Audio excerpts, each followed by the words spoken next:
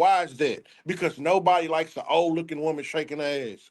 When women and men go to strip clubs, they don't go get older looking women in there. They gonna get the best looking woman, throw the money. The women gonna slap on ass. The men gonna slap on ass because you don't see older women out here dressing in their late 30s, early 40s, even 50s sometimes, dressing like older women. What are they doing? Doing young women shit, trying to look younger. The whole consensus in America, you've heard so many women say, "Oh, I look good for my age." Or people always saying I look younger. That's literally the whole ploy of the whole aesthetic right now is to look younger.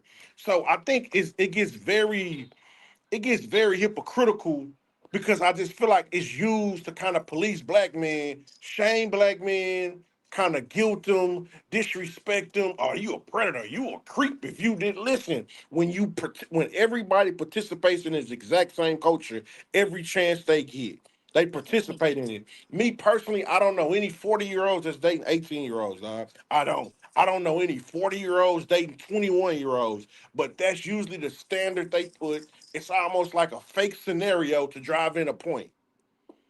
It's a fake scenario to drive in a point. And with the Shannon Sharpe situation, she was 19, 20, bro. She was a sex worker. I'm not. I don't have a history of picking up sex workers off the street, but I'm sure when the Johns pick up the sex workers off the street, they don't pull up and say, "Hey, get in the car." Wait a minute, how old are you? They don't do that. When you in the strip club and that fine stripper come up, she starts shaking and say you want to dance, you don't say, "Wait a minute, how old are you?"